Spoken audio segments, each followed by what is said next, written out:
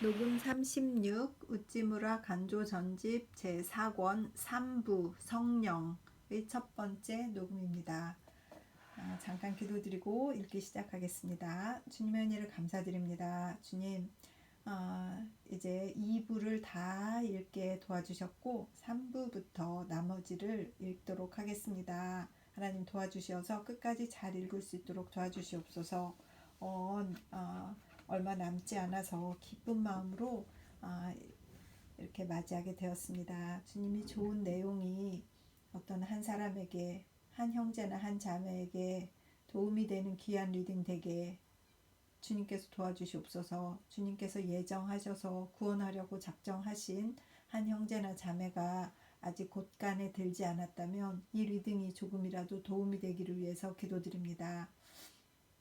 이것이 저희 작은 주님에 대한 충성임을 주님께서 받아주시고 도와주시고 잘 읽어낼 수 있도록 하여 주시옵시고, 무엇보다 제가 성령 충만하여서 기쁨으로 이 내용을 먼저 잘 습득할 수 있도록 인도하여 주시옵소서. 언제나 은혜를 주시는 우리 주 그리스도 예수님 이름 받들어 기도드렸사옵나이다. 아멘. 성령이란 무엇인가? 요즘 기독교 신자는 모두 성령을 간절히 요구하고 있다. 그러나 성령이 무엇인지에 대해서 그들이 잘 모르고 있는 것 같다. 성령이란 그리스어의 뉴마하기온, 그 P가 묵음이라서 PNEUMA, 그래서 뉴마라고 제가 읽었어요. 하기온은 그대로 HAGION, 그래서 뉴마 하기온, 영어의 Holy Spirit을 번역한 말이다. 이를 말뜻으로 해석하면 성령인데, 즉 하나님의 영이다. 그러나 신약 성서가 말하고 있는 성령은 단순히 하나님의 영만은 아니다. 이것을 그렇게 해석하니까 오해가 일어난다.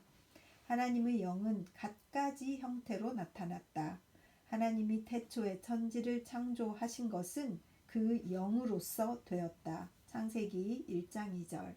하나님이 그 생기를 사람의 코에 불어 넣으시니 사람이 생명이 되었다고 한다. 창세기 2장 7절.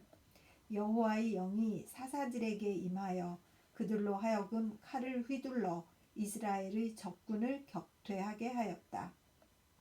하나님의 영이 솔로몬에게 임하니 그가 현명한 지혜자가 되었다. 예언의 영도 역시 하나님의 영인데, 이로 말미암아 예언자가 이스라엘의 현재와 미래에 관하여 예언하였다. 영에는 여러 종류가 있다고 성서는 이모저모로 설명하고 있다. 지혜의 영이 있다. 에베소서 1장 7절. 진리의 영이 있다. 요한일서 4장 6절. 예언의 영이 있다. 계시록 19장 10절. 믿음의 영이 있다. 고린도후서 4장 13절.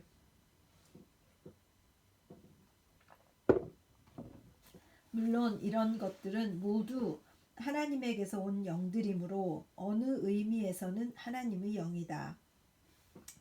그러나 이를 일컬어 모조리 다 성령이라고 말할 수는 없는 것이다. 성령은 어떤 특별한 영이다. 혹은 하나님의 영이 어떤 특별한 형태로 나타난 분이다. 영은 기운이다. 힘, 즉 force다. 능력, 즉 에너지다. 정수, 에센스다. 생기, life이다. 마음, mind이다. 심정, heart다. 영은 몸이 아니다. 물질도 아니다. 기체도 아니다. 에테르도 아니다. 영에는 형체도 없고 빛깔도 없고 무게도 없다. 영은 본질과는 전혀 본성이 다르다. 그렇기 때문에 물질을 가지고 영의 일을 설명하기가 매우 어렵다. 그렇지. 이렇게 막 힘, 능력, 정수, 생기, 마음, 심정, 그거를 다 영이다 라고 하는데 어떻게 다 설명을 하겠습니까? 이 에너지, 나의 능력, 이것을 어떻게 설명을 할 수가 있겠어요? 참 어렵죠. 그래서 이렇게 항상 혼동이 나는 것 같습니다. 계속 읽겠습니다. 바람은 불고 싶은 대로 분다. 네가 그 소리는 들어도 어디서 와서 어디로 가는지 모른다. 성령으로 난 사람은 다 이와 같다. 요한복음 3장 8절이라고는 하지만 영은 공기가 아니다. 영과 공기가 닮은 점은 다만 그 형태가 육안에는 안 보인다는 사실 한 가지뿐이다. 성령은 하나님이 인류에게 주시는 가장 큰 은사다. 그러나 선물이라고 말한다 해서 물건은 아니다. 만질 수 있거나 무게를 달 수 있거나 분석할 수 있는 것이 아니다. 영은 기다, 용기다, 정기다, 도덕적 감화력이다. 맞습니다. 성령은 영이다. 그러므로 기운이다. 정신이다. 생명이다. 마음이다. 정이다. 그러므로 도덕적 감화력으로서 우리 마음에 임하며 그 안에 사랑을 낳고 믿음을 불러 일으키는 분이다. 성령에는 비둘기의 모습도 없을 뿐더러 불꽃의 열도 없다. 우리는 다만 이를 우리들의 영의 힘, 빛, 생명으로 느낄 따름이다. 성령은 영이고 기운이다. 그러나 특별한 영이고 특별한 기운이다. 천지를 지으신 하나님의 영은 성령이 아니다. 기드온이나 삼손에게 적군을 쳐부술 수 있는 용기를 주신 하나님의 영은 성령이 아니다. 솔로몬 왕을 다른 모든 사람보다 더 총명하게 만든 하나님의 영은 성령이 아니다. 예언자가 성령을 통해 예언하였다고 말할 수는 없다. 성령은 물론 하나님의 영이다. 그러나 창조력, 용기, 지력, 영화 같은 비교적 얕은 영은 아니다. 하나님의 영이 가장 높고 가장 거룩한 형태, 즉 가로 열고 할 수 없이 이런 말을 쓴다. 괄호 닫고 로 나타난 분, 그분이 성령이다. 히브리어로는 영이란 보통 성별이란 뜻이다. 이스라엘 자손 중에 사람이나 짐승이나를 막론하고 처음 난 것은 다 거룩히 구별하여 내게 돌리라. 출애굽기 13장 2절이라고 했다. 거룩하게 된다는 것은 하나님의 소유가 되는 것이다. 거룩이 하나님의 특성이다. 나 여호와 너희 하나님은 거룩하기 때문이다. 레위기 19장 2절 참조하고 하나님은 자신에 대해서 몇 번이고 말씀하셨다. 진짜 레위기 읽었는데 I'm the Lord 하면서 내가 누구냐 I'm the Lord 그 얘기가 정말 엄청 많이 나오시더라고요. 하나님이 거룩하시다고 하는 이 말씀이 지금 민수기 읽고 있는데 거기도 엄청 나오고 이게 무슨 말씀인지 알 것 같아요. 그러므로 거룩이라고 말하는 것이나 하나님이라고 말하는 것이나 거의 같다. 하나님을 떠나서는 거룩이 있을 수 없고 거룩한 것은 모두 하나님께 속한 것이다.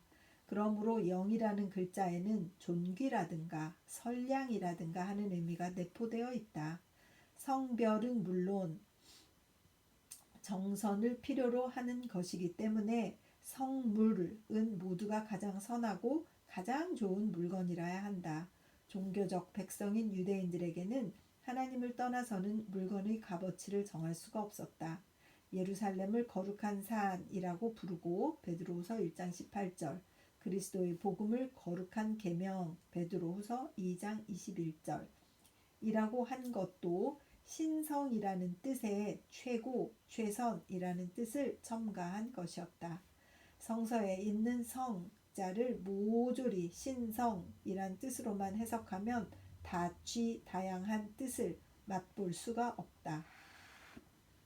사도들이 예수를 하나님의 거룩한 종, 사도행전 4장 30절이라고 부른 것도 이사야 53장의 여호와의 종이라는 말과 마찬가지로 오늘날 우리들의 말로 하면 이상적인 종이라든가 완전한 사람이라는 뜻으로 쓰인 말이라고 생각한다.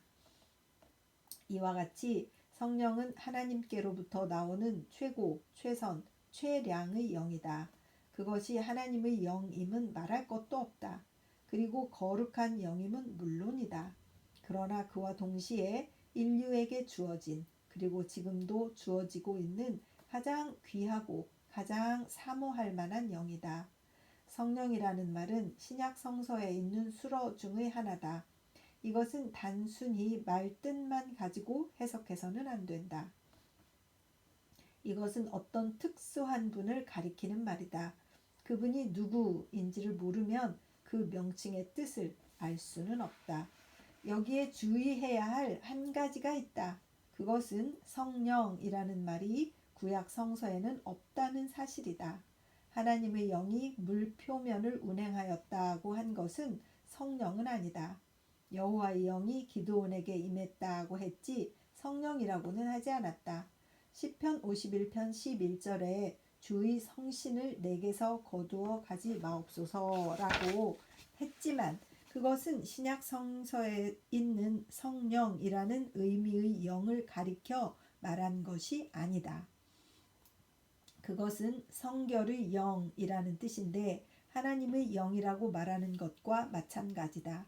이사야서 63장 10절에 그들이 반역하여 주의 성신을 근심케 하였다고 하는 것은 오늘날의 말로 바꾸면 하나님의 신성을 더럽혔다라고 하는 말과 같다.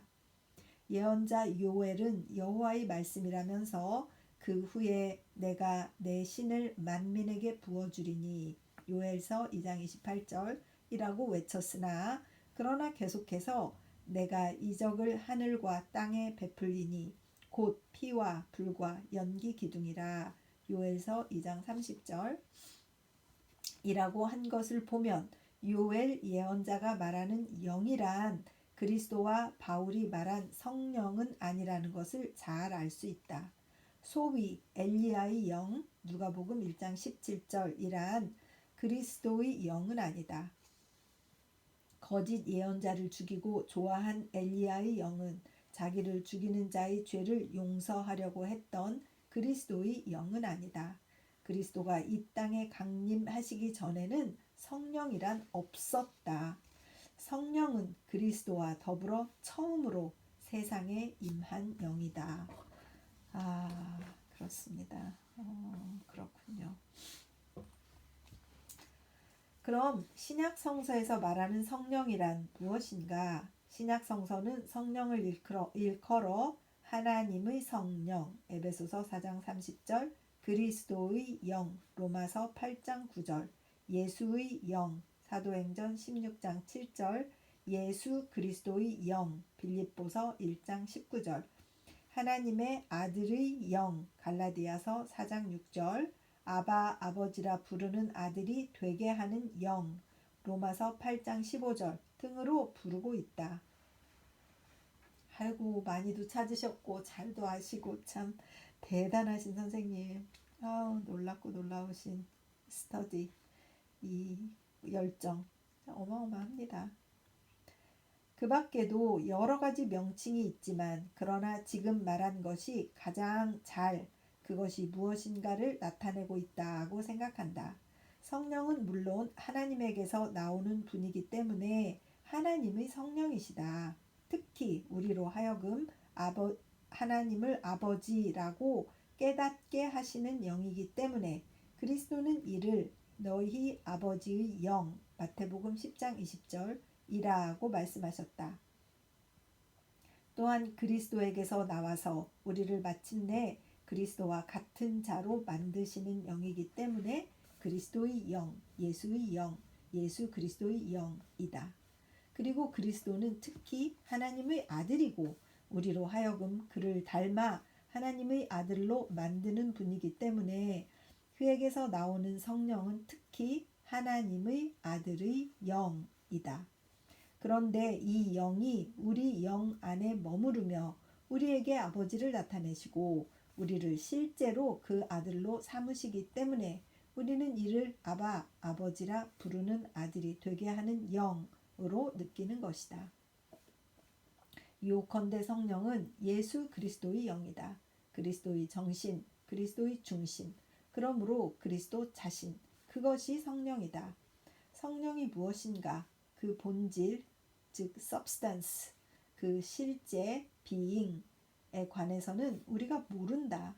그러나 우리는 그것이 무엇인가를 알았다. 즉 그 성질을 알았다. 우리는 먼저 성령, 즉 그리스도의 영이 무엇이 아닌가를 잘 알고 있다. 1. 성령, 곧 그리스도의 영은 완력은 아니다. 성령을 받았다고 해서 기드온처럼 적군을 쳐부수거나 삼손처럼 이방인을 몰살시킬 수는 없다. 성령은 사랑이다. 비전의 영이다. 비전은 전쟁을 싫어하는, 전쟁을 반대하는 비전의 영이다. 무저항주의다. 그리스도의 복수와 적개심이 끌어오르는 영이 아님은 지극히 명백한 일이다. 2. 성령, 곧 그리스도의 영은 권력은 아니다. 이는 권위와 법률로서 민중 위에 군림하는 영은 아니다. 이는 공포의 영은 아니다. 친애의 영이다. 예언자 요엘이 말한 것과 같이 피와 불과 연기는 아니다. 위로하라, 위로하라는 가냘프고 부드러운 소리다. 하나님께서 그의 천사들을 바람으로 삼으시고 그의 사역자들을 불꽃으로 삼으신다. 히브리서 1장 7절라고는 하지만 이것은 성령을 통해서는 아니다. 성령에 인도된 하나님의 사역자는 화평의 소식을 전하고 좋은 소식을 전하는 아름다운 걸음을 걷는 자다. 로마서 10장 15절. 그리스도의 영은 어떠한 형태의 압력도 싫어한다. 권력을 끼고 복음을 전파하려고 하는 자는 모두 그리스도의 적이다. 3. 성령, 즉 그리스도의 영은 반드시 지식의 영은 아니다. 성령을 받았다고 해서 당장 큰 학자가 될 수는 없다. 플라톤의 영, 아리스토텔레스의 영을 성령이라고 말할 수는 없다. 성서에는 성령을 진리의 영, 요한일서 4장 6절이라 말하고 있으나 거기에서 말하는 진리란 그리스도에게 나타난 하나님의 비밀을 가리켜 말한 것이지 과학적 또는 철학적 진리를 말한 것이 아니다. 물론 그리스도의 영을 받으면 진리 탐구에 극히 큰 유익이 되는 것은 사실이나 그렇다고 해서 성령이 우주와 인생에 관한 모든 것을 다 보여준다고 말할 수는 없다. 4. 성령, 즉 그리스도의 영은 반드시 종교적 열성은 아니다. 성령을 받는다고 해서 이른바 십자군의 군사가 될 수는 없다. 이른바 종교적 열성의 대부분은 명예심이다. 경쟁심이다. 나의 당을 일으키고 나의 세력을 부식시켜보자는 마음이다. 그러나 이것이 그리스도의 영이 아닌 것만은 무엇보다도 확실하다. 이런 경쟁심은 그리스도의 적인 바리새인에게도 있었다. 그들은 한 사람의 계종자를 만들려고 바다와 육지를 두루 다녔다고 한다. 마태복음 23장 15절. 그리스도는 대장이 아니기 때문에 그의 제자들 가운데 군사들을 모으시지는 않았다. 큰 고함을 지르고 북을 울리고 나팔을 부는 자는 아직도 그의 영을 깊이 마신 사람이 아니다. 성령은 특히 고요한 영이다. 산속의 호수처럼 맑고도 깊은 영이다. 이를 받으면 물론 누구든지 이를 남에게 나누어 주지 않고는 못 배긴다. 그러나 너무도 거룩하고 너무도 귀하기 때문에 결코 소홀히 다룰 수 없다. 나팔 소리에 맞추어 가면서 성령을 전할 수는 없다. 시장 바닥에 늘어놓고 전할 수는 없다. 단테는 이를 불후의 시편 속에 숨겼다. 미켈란젤로는 이를 대리석에 조각했다. 그리고 아무 천재적 재질이 없는 우리들이라도 우리에게 주어진 가장 거룩하고 가장 귀한 분 속에 안기지 않고는 남에게 줄 수 없다. 돼지에게 진주를 던지지 말라고 한 그리스도의 교훈은 특히 성령을 전달하는 데 관해서 주어진 교훈이라고 생각한다.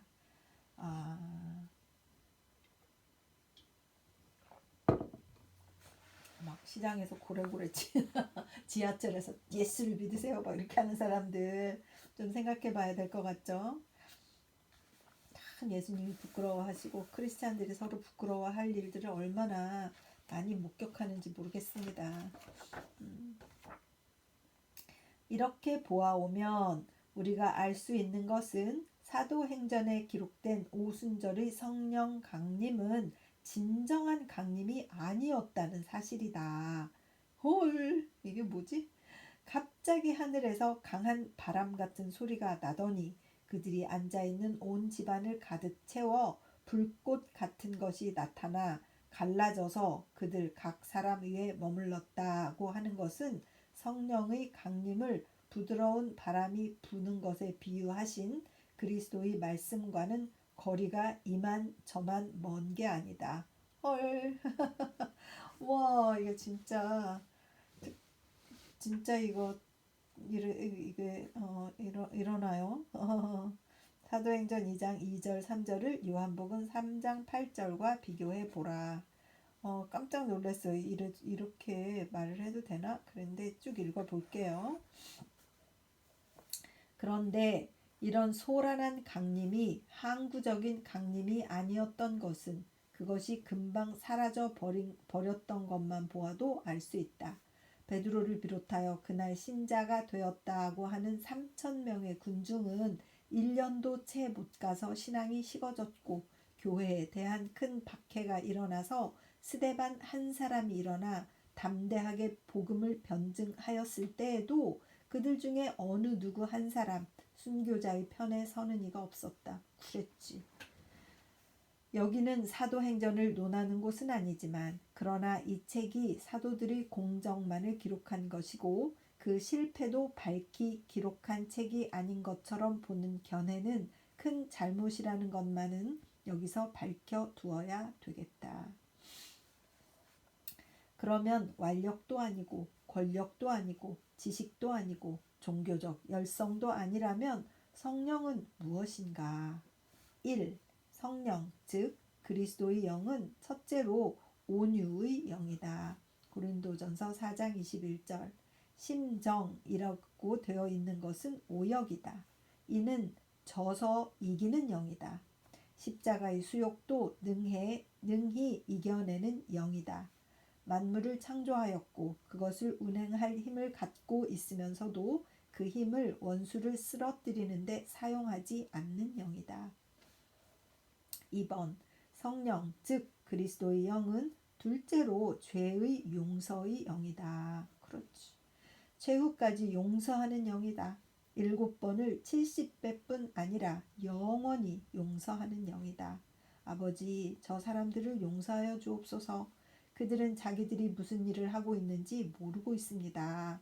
누가복음 23장 34절 하는 이런 영을 갖고 있지 않은 사람은 성령을 받은 사람이라고 할 수 없다. 그러므로 그리스도의 사람이 아니다. 3.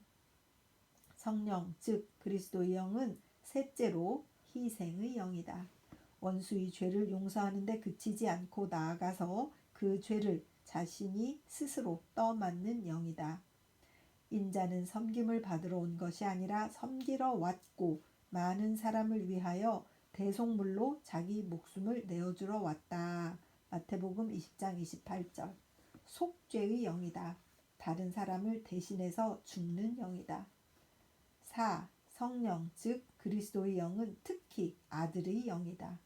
그러므로 이를 아버지라고 부르는 아들의 영 로마서 8장 15절 갈라디아서 4장 6절이라고 말한다.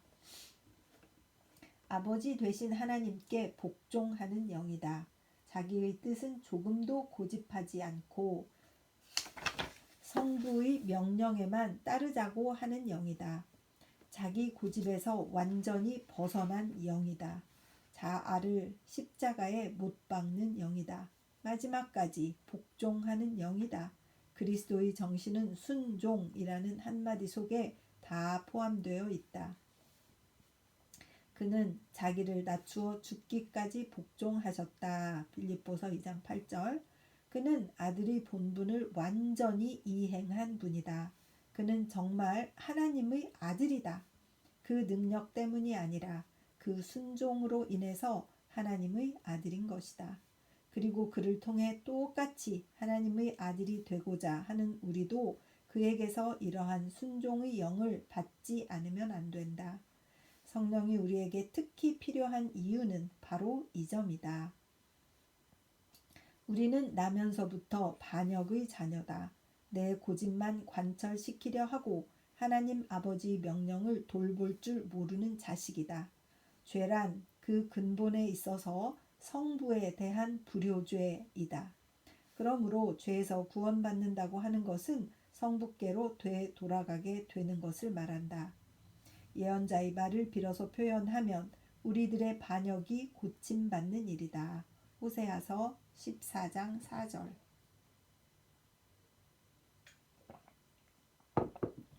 그런데 그리스도는 그 순종의 영을 우리에게 보여주셔서 우리들의 반역을 고치고 우리로 하여금 성부의 품으로 되돌아가게 만드시는 것이다. 그리스도가 우리들의 구주라고 함은 특히 이런 의미에서 하는 말이다. 곧 아버지라고 부르는 아들의 영을 우리에게 보여주셔서 우리 역시 자기처럼 하나님의 아들로 만들어 주시기 때문이다. 그를 모셔드리는 자, 곧 그 이름을 믿는 자에게는 하나님의 자녀라는 자격을 부여하셨다. 요한복음 1장 12절이라고 했고, 또한 보라, 우리는 하나님의 자녀라고 불리게 되었다. 아버지께서 우리에게 베푸신 사랑이 얼마나 큰가. 요한일서 3장 1절라고 했다. 우리를 하나님의 아들이 되게 하신 분은 하나님에게서 나서 그리스도를 통해서 우리 마음에 임하는 성령이다. 성령은 특히 순종의 영이다. 성부에게 효도하는 영이다. 이 성령을 받지 않고는 아무도 하나님의 아들이 되어 그 영광에 참여할 수 없다. 성령이란 이런 성질을 갖춘 분이다. 거룩하다고 해서 소극적인 분은 아니다. 이것을 하지 말아라, 저것도 하면 안 된다고 하는 부정, 견책의 영은 아니다. 하나님은 영원한 긍정, 즉 everlasting 예이다. 그러므로 그에게서 나온 성령은 적극적인 분이다. 온유의 영, 용서의 영, 희생의 영, 아들의 영인데 이를 한마디로 줄여서 말하면 사랑의 영, 즉 사랑 그 자체다. 그렇군요. 하나님은 더러움을 그냥 두시지 않는다는 생각에서 성령을 태워 없애는 불이라고 생각해 버리는 것은 큰 잘못이다. 태워 없애는 불은 호렙산에서 모세에게 나타났던 영이다. 이것이 가장 높은 영이 아니라는 것은 앞서 말한 바와 같다. 그리스도를 통해 세상에 임하신 영은 비둘기처럼 임하고 이슬처럼 내리는 영이다. 위로하는 분, 요한복음 14장 16절 이하, 반역을 고치는 분, 중보자, 화평을 원하는 분으로 인간에게 평화를 가져다 주는 분, 이분이 성령이다. 우리 크리스천이 절실히 요구하는 영은 이런 성령이다. 그 본성이 윤리의 영이다. 현모 망측한 이해하기 어려운 영은 아니다. 이를 받아서 기적을 행하고 소위 종교적 열성을 증가시킬 수 있는 영은 아니다. 성령은 영이기 때문에 직접 우리 영 속에 역사하시는 분이다. 우리의 심경에 임하여 우리의 지각을 떠나서 우리를 움직이는 분은 아니다. 성령은 물적이 아니면 물론 반물적인 것도 아니다. 순영적이다. 그러므로 정신으로서 또는 감화력으로서만 느낄 수 있는 분이다. 이렇게 말하면 대다수의 기독교 신자들은 말할 것이다. 특히 정통파라고 자부하는 사람들은 말할 것이다. 성령이 만일 단순한 윤리의 영이고 정신이고 감화력일 뿐이라고 한다면 삼위일체의 교리는 사라져버린다. 성령은 인격을 갖춘 실제자라고 하는 것은 기독교의 근본 교리 가운데 하나다. 그러므로 나와 같은 설을 주장하는 자는 성령의 인격을 부정하는 유니테리언이라고. 혹시 그럴는지도 모른다. 만일 그렇다면 이는 부득이한 일이다. 나는 유니테리언이란 칭호를 달게 받겠다. 진리는 정통파가 떠받드는 교리보다 더 귀한 것이다. 교리는 언제 버려도 좋은 것이다. 진리는 영구히 떠나서는 안 된다. 나는 애써 무례하게 정통파에 남아있고 싶지는 않다. 그러나 영을 정신이나 감화력으로서가 아닌 어떤 다른 방도로 알 수 있는 길이 있는가? 만일 이를 물리적으로 알 수 있다고 하면 그것은 영은 아니다. 하나님은 영이다 라는 말은 그의 존재를 물리적으로 인식하면 안 된다는 뜻이 아니겠는가? 영이라고 하면 인격을 갖춘 것이고 정신이라고 하면 인격을 갖춘 것이 아니라고 말하는 것은 아주 제멋대로 꾸며낸 논법이다. 영은 정신이다. 정신은 영에게서 온 것이다. 정신은 바람같이 죽은 물질이 아니다. 이것은 영의 생명이요 그 정기라고 말한데도 상관이 없다. 우리는 사람에게 정신이 있다는 것을 알고 있다. 짐승이나 초목이나 암석에는 정신이 없다. 만일 있다고 말한다면 그것은 시인다운 표현으로 그렇게 말한 것일 것이다. 정신은 사물로 보든지 생기로 보든지 생각하기 나름이다. 그런데 우리가 그리스도의 정신에 접하고 보면 이를 사물로는 도저히 생각할 수가 없다. 우리를 살리는 그리스도의 정신이 사물일 턱이 없다. 아니, 우리는 생명이 무엇인지를 몰랐다. 그러나 그리스도의 정신, 곧 그의 영에 접해보고 비로소 생명이 무엇인지를 스스로 자각한 것이다. 그리고 비록 정신이 전기 같은 사물이라고 하더라도 괄호 열고 그런데 전기가 과연 사물이냐, 즉 단순한 물리적 능력이냐 아니냐는 현존 학계의 큰 문제거리다. 괄호 닫고 이런 유력한 정신을 내려보낸 근원이 사물일 까닭이 없다. 단테의 시는 죽은 문학이다. 그러나 그것을 지은 단테는 죽은 사람이 아니었다. 비록 우리를 살리는 그리스도의 정신이 전기 같은 것이라 하더라도 그 수원지인 그리스도의 마음은 생명이 충만한 곳임에 틀림없다. 그러므로 이런 논쟁은 전혀 소득이 없다.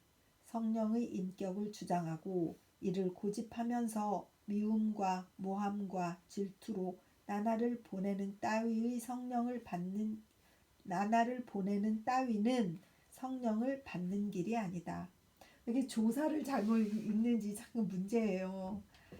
잘 읽고 싶은데 계속 읽을게요. 성령의 인격에 관해서 논하기 전에 먼저 성령을 받아야 된다.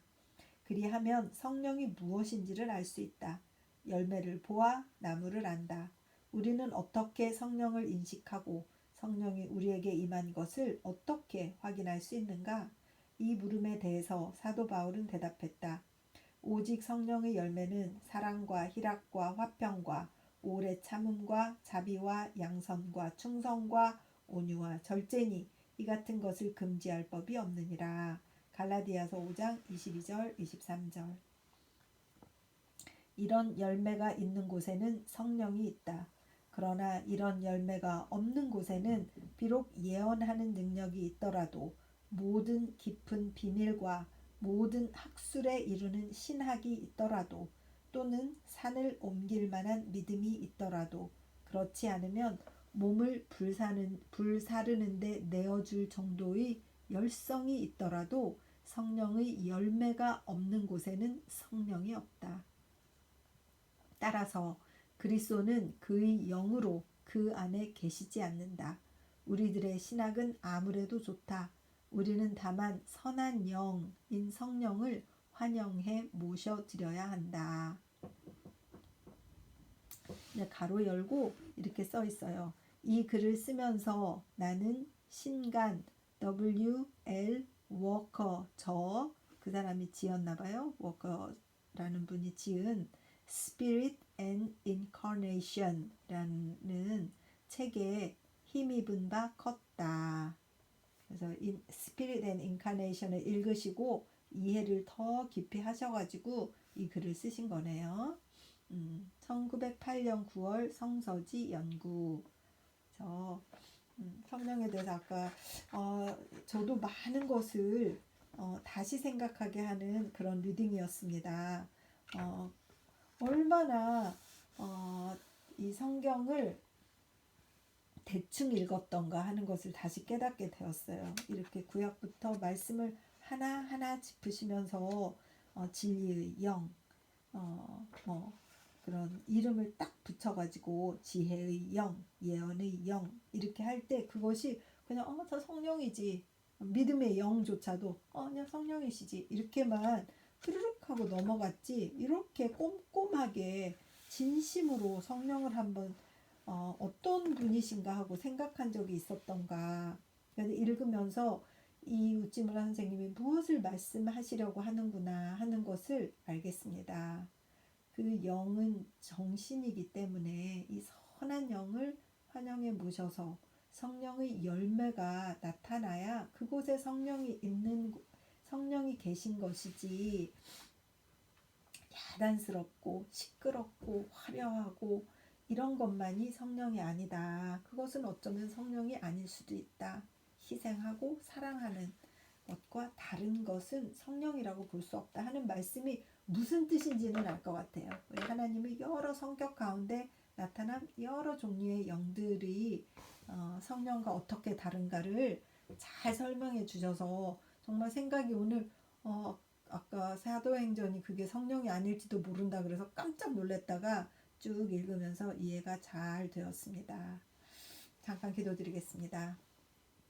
사랑이 많으신 하나님 아버지, 하나님의 영이라고 우리가 생각하고 단순히 성령이라고 하면 모든 것이 다 그냥 하나님께로서 나온 것이로구나 이렇게 생각했었는데, 그것을 깊이 연구하고 그것을 깊이 묵상하고 그것의 각각의 다른 점을 이렇게 하나하나 친절하게 잘 분리해서 말씀을 인용해서 이렇게 설명해 주시는 글을 읽게 된 것을 감사를 드립니다. 과연 이 우찌무라 관조 선생님이 깨달은 것이 무엇인가 하는 것을 조금 이해할 수 있게 되었습니다. 앞으로 제가 읽은 리딩을 저 스스로 여러 번 들을 것인데, 이 리딩을 들으면서 저 자신이 더욱더 이 성령에 대해서 생각이 정리되고, 그래서 정말 성령님을 바로 모셔드릴 수 있는 성도가 되기를 위해서 기도드립니다. 저와 같은 생각을 하는 한 형제나 한 자매가 있어서 이런 것들에 대해서 성령의 성격, 성령의 어떤 것인가, 성령이 과연 무엇인가, 어떤 분이신가, 하나님의 영이란 어떤 성격을 가지신 분인가, 이런 생각을 하신 분이 있다면 이 글을 통해서 생각이 더 정리되고 신앙이 더욱더 발전할 수 있기를 위해서 기도드립니다.